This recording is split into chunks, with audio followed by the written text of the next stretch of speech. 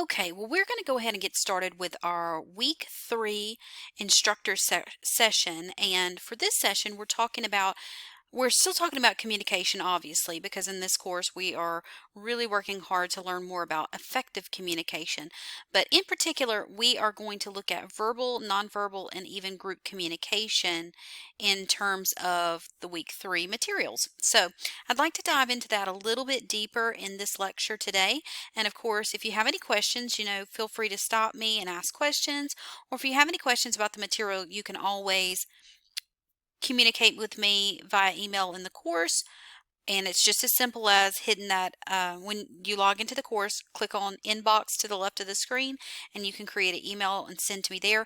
Or you can just send me a quick email at sdavis@fortiscollege.edu. So either one works for me, but I want to make sure that you always have that open line of communication with me. So what are we going to be talking about in this lecture or in this instructor session? Well, I want to start off by talking more about why do we study communication. Also, I want to take a look at why do we work to become better communicators, or at least I hope we work to become better communicators. We also want to look at what is communication, some of the principles of communication, different communication methods, types of human communication. I don't know if you knew that, but there are different types of human communication. I'm going to touch very briefly on Maslow's hierarchy of needs because I think that really ties into how we communicate with other people as well as group communication. And then we're going to talk a little bit about verbal and nonverbal communication, how to improve our nonverbal communication. Some of us don't realize that we need to work on our nonverbal communication. A lot of times when we think of communication, we think only in terms of or where to make improvements in communication. We often think of the verbal side of things, but nonverbal communication is just as important, sometimes more important than verbal communication. So I want to talk about how to improve that a little bit later in this session. And of course, we'll go over your assignments for the week as well. Okay, so let's jump in. Why do we study communication? Well, we study communication because it's something that we do every day. There is nothing more important than communication. It literally ties into everything we do. And I think a lot of times when students sign up for communication courses, they don't realize the importance of this course. A lot of times we think about our courses that we need to take for our field, our major, our degrees, our certificates, whatever it is, but we don't think about the underlying thing that goes through all of it, and that is communication. So communication courses are so important because they really help us learn how to effectively communicate with other people, both in our personal and professional lives. So we are born into this world communicating. A baby's first cry, they're announcing to the world they've arrived. They are transmitting messages to you when they need certain things. Messages are conveyed to infants through, we convey these messages to infants through our gentle touches, our soothing voices, and all those different things. So we are communicating from the very first moment we enter this world. And as we mature, we learn how to express our thoughts and our feelings and our needs and even our desires through behavior and language and listening to other people and even our emotions. And we can even build off of that and say things such as sympathy or empathy for other people. So communication really is at the heart of all that we do. Additionally, to add to that, we're social beings. Even if you're a bit of an introvert, you're still a social being. We depend on other people to help meet our needs. Maybe we don't depend fully on those people, but we do depend on other people to help us meet our needs. We form organized groups such as families, and if you live in a neighborhood and you know your neighbors, perhaps you even have relationships with your neighbors, then that would also be part of that social interaction. We are part of teams and clubs and societies and things like that. And it might not even be us. It might just be our kids are in those things. And so whether we realize it or not, everyone, even if you're not an extrovert, even if you're a bit of an introvert, like I can be sometimes, you are a social being. So communication with others helps us to understand ourselves, and it also helps us to understand others around us and even just our world as a whole. Our bonds with our friends and our family and our siblings, our neighbors, our colleagues, even our children, and sometimes even our classmates help to give our lives meaning. And that is why we have to learn how to communicate with those different sets of people. So if communication is innate, meaning it's something that we're born with, why do we need to study it? That's a good question. Just because we've been communicating all of our lives doesn't mean that we know how to do it well. And a lot of times I go back and forth with students a bit over that because, especially when it comes to public speaking, a lot of times I have students who say, I stand up in front of people and talk all the time. There really is no reason for me to work on my public speaking skills. It's just natural to me at this point. Well, while I think it's wonderful that those students have real world experience in the area of public speaking, it doesn't mean they're necessarily good at it. And sometimes that's really hard for a student to choose, so to speak. When you send back a critique to that student who's been speaking publicly for 20 years, and their grade isn't always exactly where they want it to be, and they go, hey, I do this for a living, this is second nature to me. What do you mean I only scored a fill in the blank? Well, there are rules to public speaking, and there are rules to communication, and just because we know how to communicate doesn't mean that we know how to communicate well. Just because we have some very in-depth public speaking experience, it doesn't mean that we know how to do it well. Perhaps you were never taught. In terms of communication, a lot of times when you come from families who were poor communicators, whether you realize it or not, you were taught those traits. And if you never saw any different, or no one ever told you that, hey, your techniques aren't very effective, you're not getting your message through, you're causing more conflict, whatever it is, then you don't realize there's room for improvement. So, communication is complex and it requires skills and techniques and ongoing learning to practice and improve. I have a PhD in this field, and that's as high as you can go, trust me. And I can tell you this, I'm still learning communication skills. A lot of times the things that I teach aren't always in line with the things that I practice. So I'll be the first to admit that I'm not always the best communicator. Hold on just one moment. So, it takes skills, and it takes definite practice at those skills, and it takes certain techniques and just really ongoing learning to improve in those areas, just like anything. Also, we need to study communication because effective verbal and nonverbal communication is vital to our personal and professional successes. If we want to be successful in our careers and our personal lives, then we have to learn how to communicate with other people. So with that being said, how can we become better communicators? I think this is a very important question. The 20th century philosopher, or one 20th century philosopher, suggested that to become a better communicator, we have to be more aware of what we as well as others are doing when we communicate. And I could not agree more. So, well, I don't want to go too deep into that. I'm going to hold my example for just a minute. So we have to be aware of what we are doing and what others are doing as well when we communicate. And that comes from both a verbal and a nonverbal standpoint. We have to recognize that communication is a process which you have to constantly work at to avoid misunderstandings. So it's not something that once you get it, you get it. It's something that once you get it, you got to keep learning it and keep practicing it, or else you'll start to have misunderstandings in both your personal and professional lives. And I'm sure we've all encountered that from time to time. We've sent a text message that was taken the wrong way. We've said something that the other person thought was sarcastic and we didn't mean it that way. We've typed something out and did it in a way that someone thought we were angry when we were trying to be funny, or we weren't having anger as an emotion at all. And so we have to recognize what we're doing and be aware of what we're doing and also what others are doing, so that we can avoid those misunderstandings. And always expect to be misunderstood because it happens a lot, and expect to misunderstand others. I think one of the most important things when it comes to communication, especially when we receive messages that maybe trigger anger in us or hurt feelings, is to really take a look at that message and step outside of it for a second and go, am I misunderstanding this?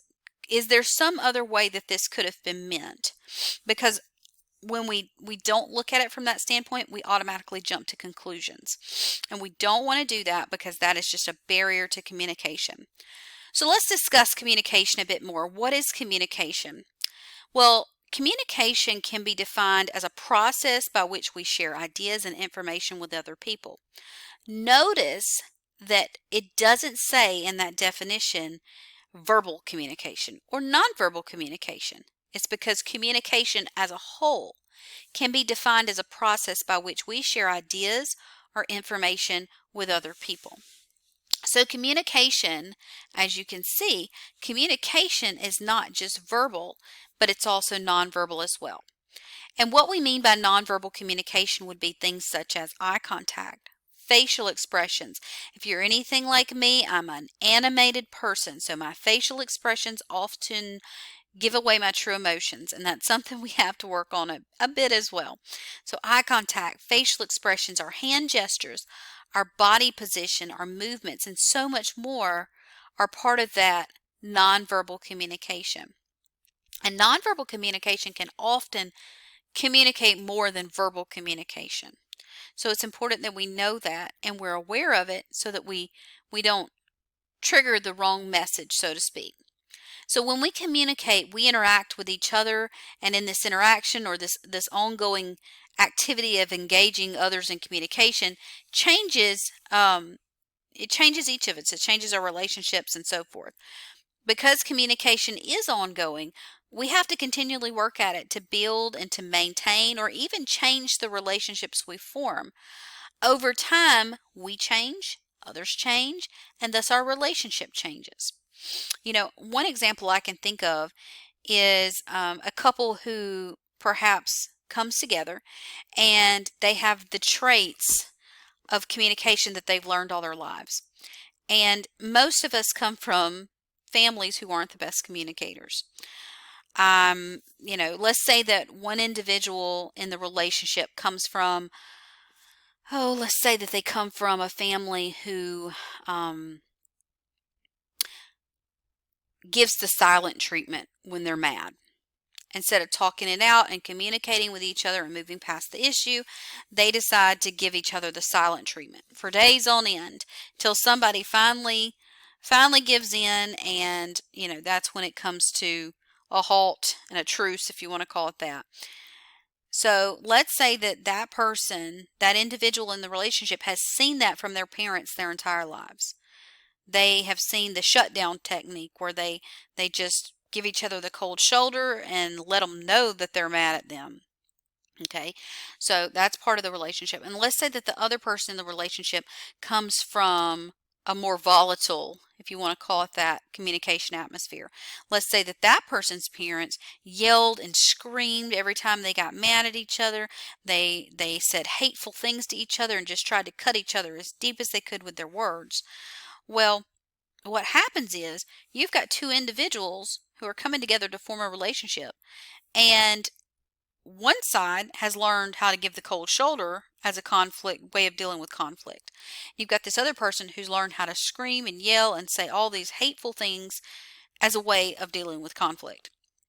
Now, how does that work when they experience their own conflict?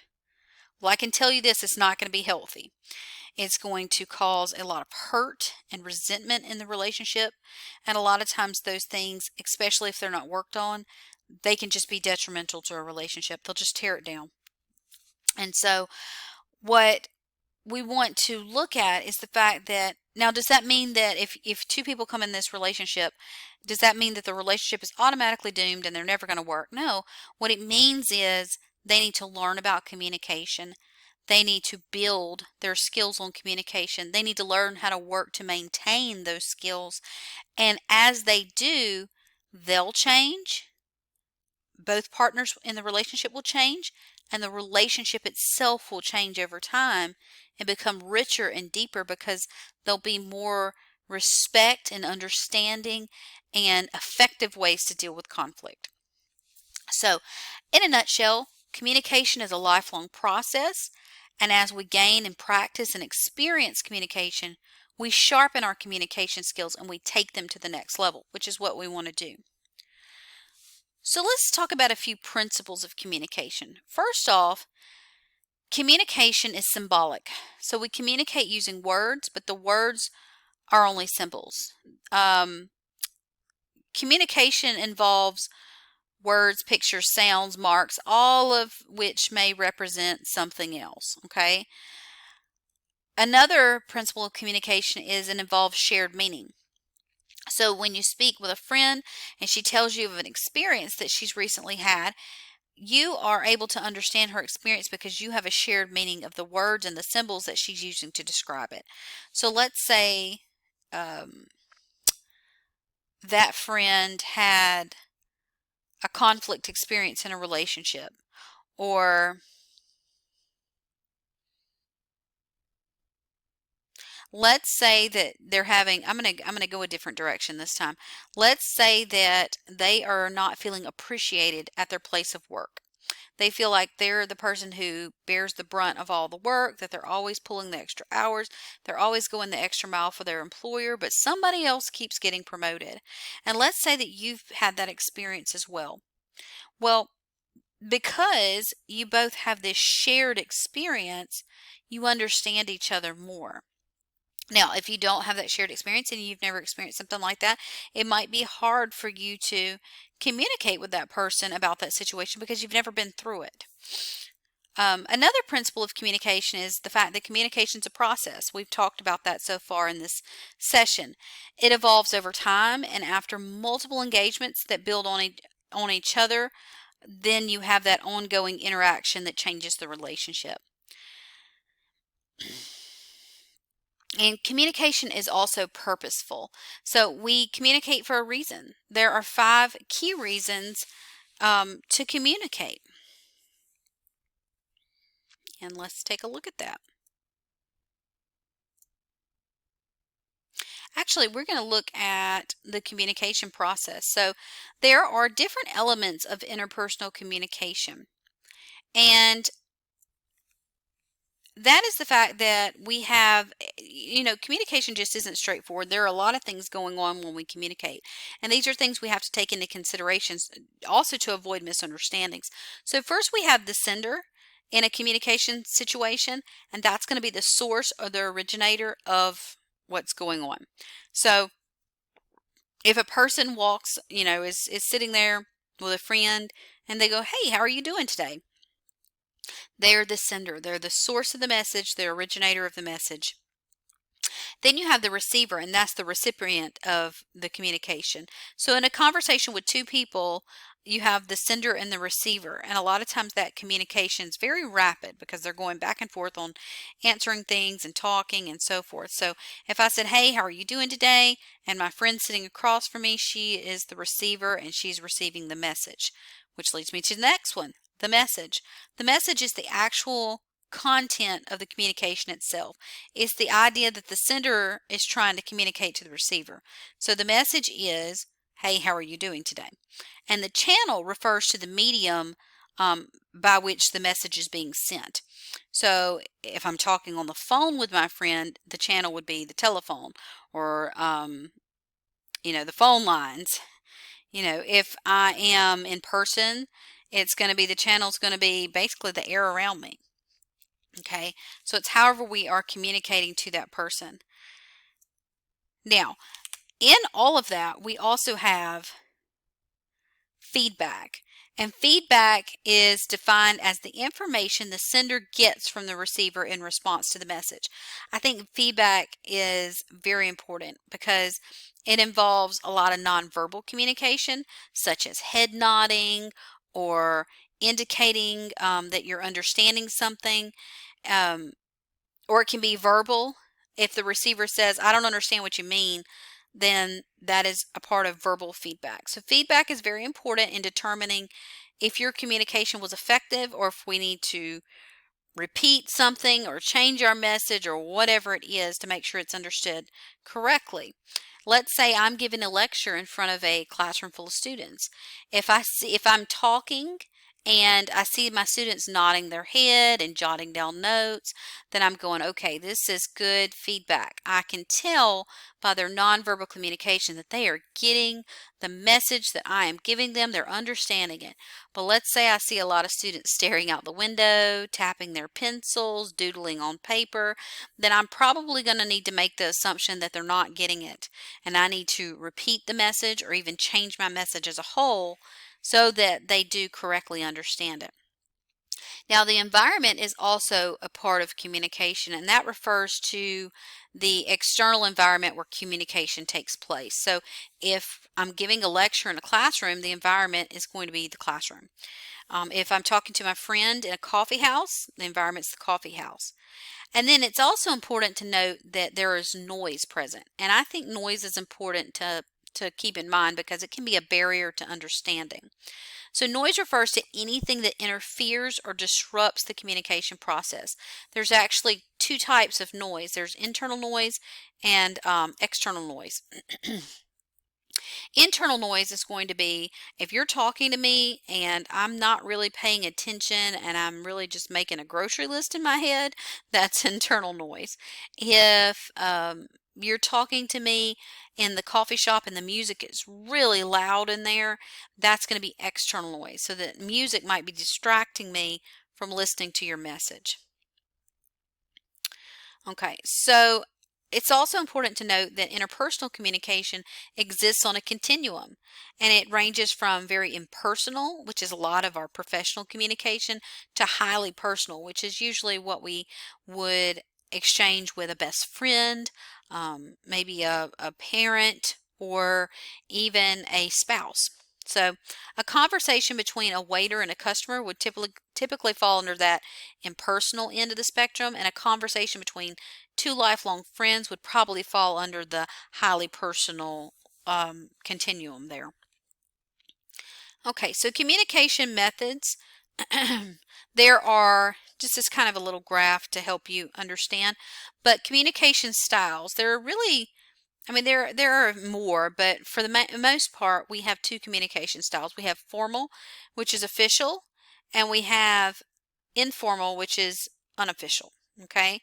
Now we have communication mediums as well. So, and again, there's going to be more than this, but this is a broad understanding at least. So communication mediums, we have vocal, which are the words and sounds we make.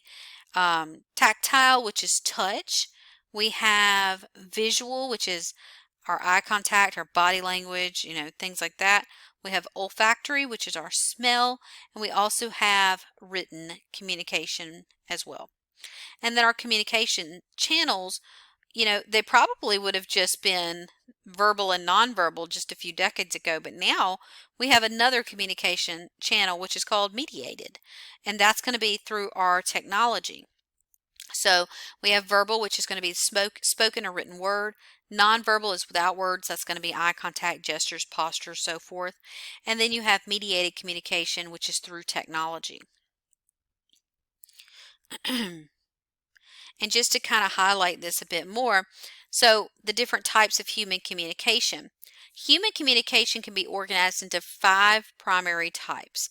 We have interpersonal, intrapersonal, mediated, small group, and public communication. So interpersonal communication is going to be when you're exchanging messages, usually between about 2 people, and it can be unplanned. It can occur spontaneously. Again, that's going to be having that conversation with your friend in a coffee shop, or even a stranger for that matter. It doesn't have to be that personal, if you will. It's just the size of the group you're speaking to. Okay. Intrapersonal refers to self-talk. So it's the communication that we have with ourselves.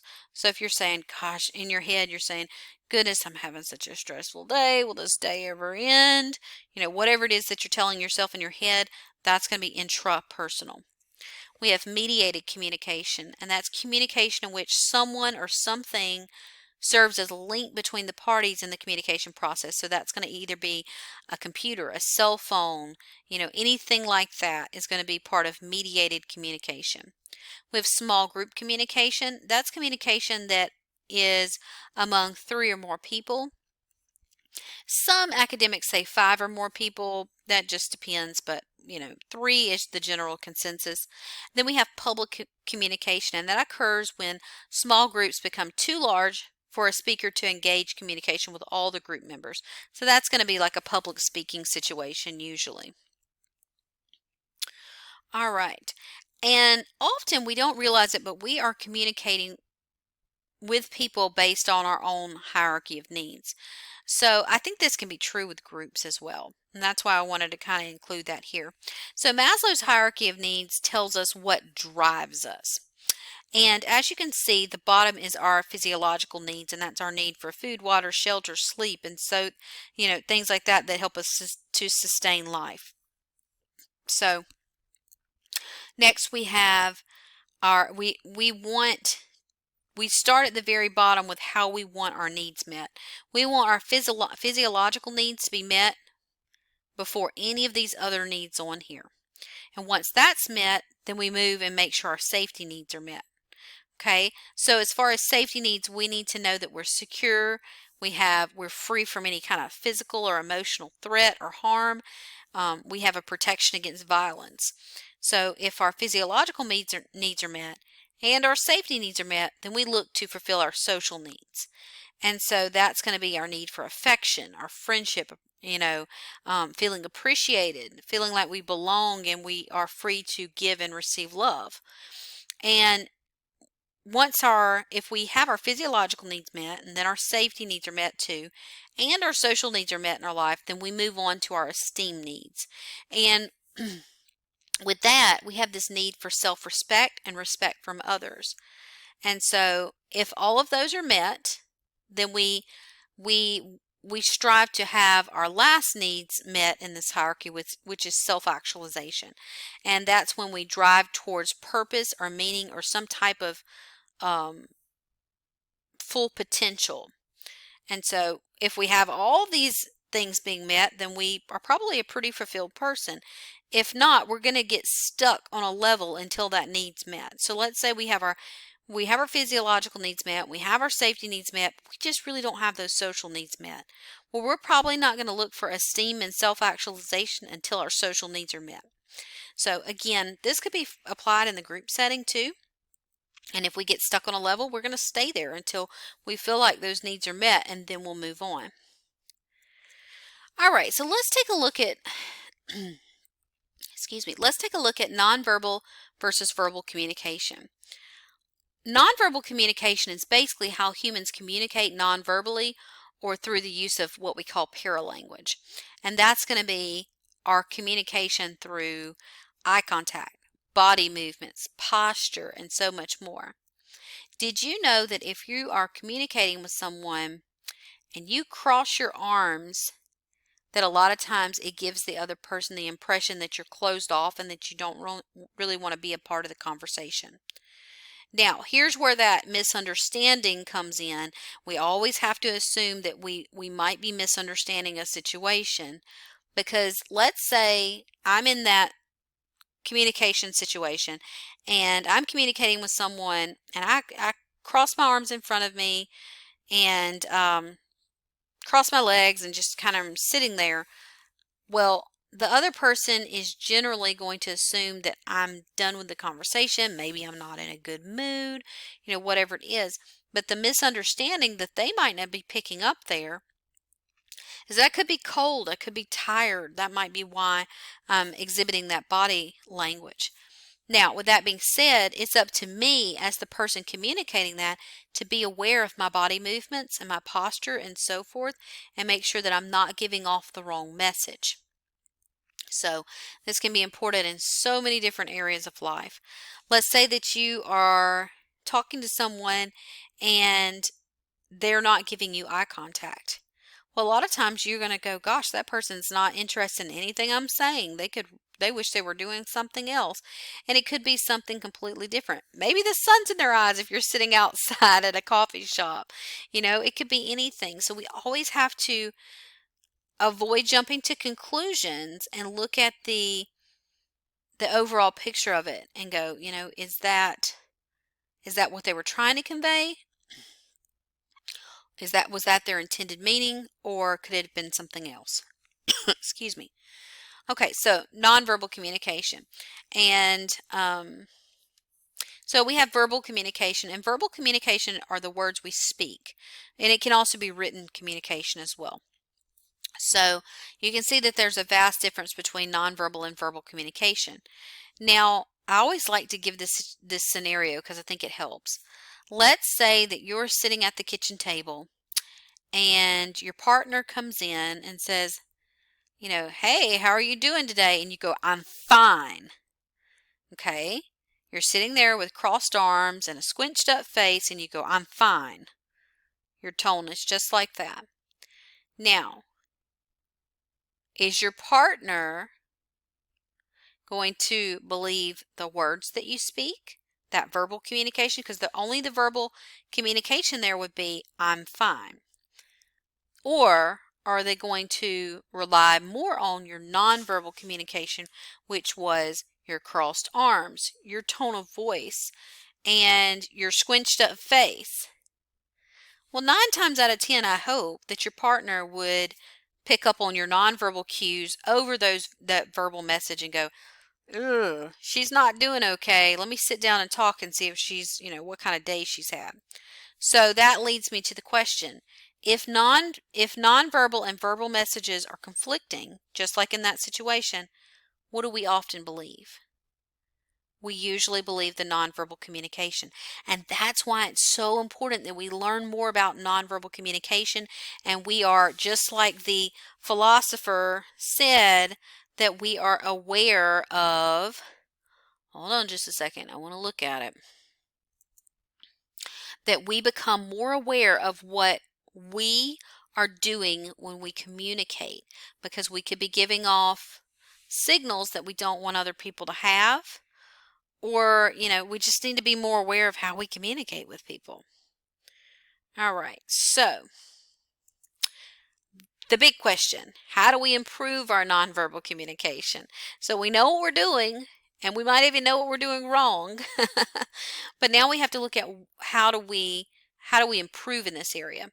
So we can improve our nonverbal communication by focusing on the context, and the context is going to include our physical setting, the occasion, and the situation. So we need to focus on that. We need to focus on our audience, and we need to focus on the feedback that we're both getting and receiving. So I think when we are intentional with our nonverbal communication, then we can cut down on conflict situations. We can, if you're in the workplace, appear more professional, more polished. There's just a host of different things that would help us if we look to improve both our verbal and nonverbal communication. All right, so with that being said, let's take a look in the course at your assignments this week.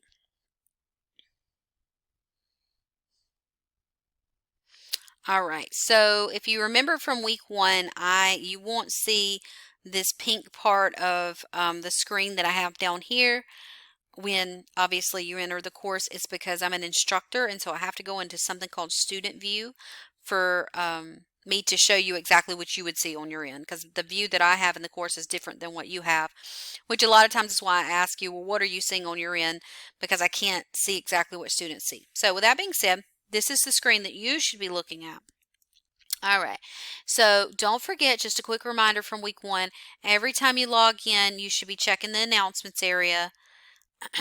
You should, if you see an orange dot there, then that means that is a announcement you have not read yet, so you need to click on it and read it. If the dot is gone, that means you've already checked it out, so to speak.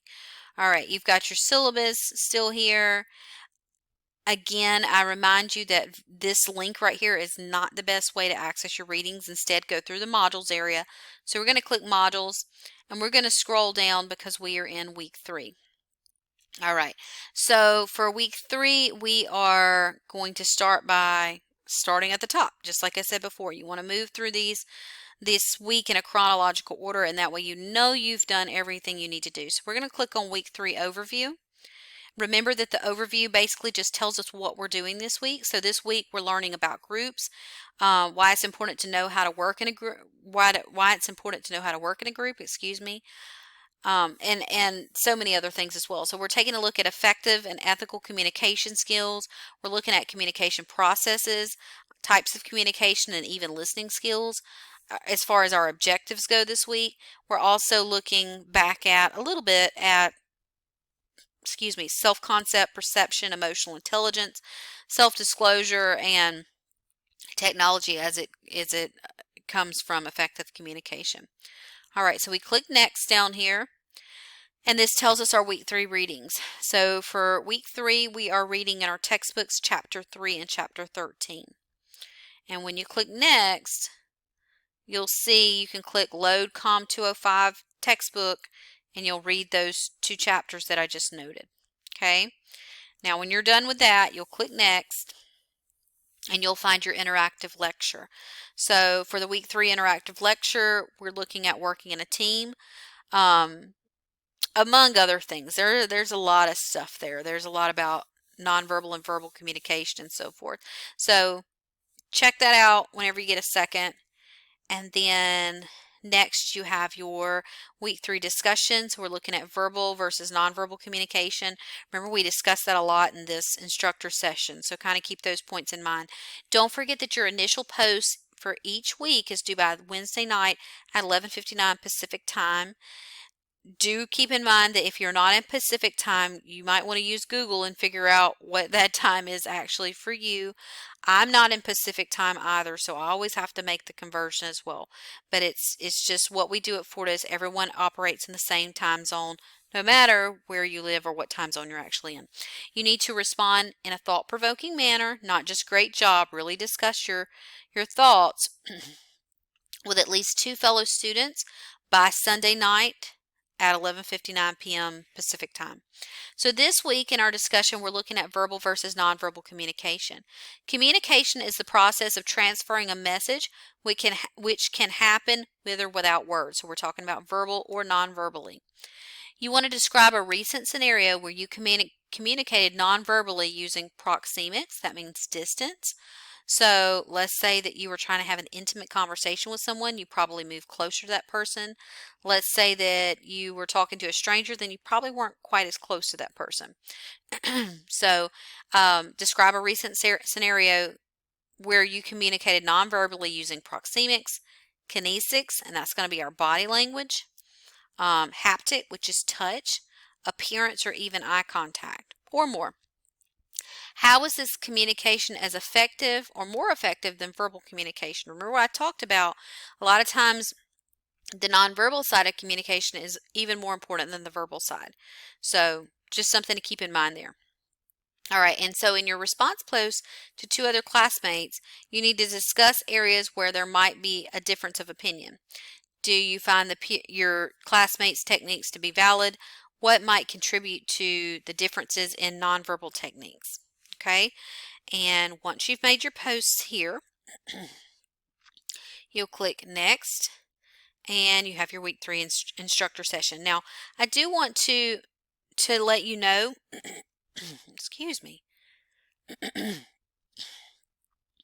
do want to let you know that I always post the week 3 or the instructor sessions under the links once they're done. Obviously this one's not done yet, so it's not posted here, but I'll show you an example real quick. If we go back to module 1 when we had an instructor session there, if you click it, you'll find the meeting there, so you can always click to play it. Okay, so if you missed it or you just want to go back over it, you can always go back and review the videos. All right, and I think that's it, guys. So if you have any questions at all, feel free to reach out to me. Otherwise, enjoy the week. It's going to be a great week, and I hope you have fun with the material. Thanks so much, and have a great week. Bye-bye.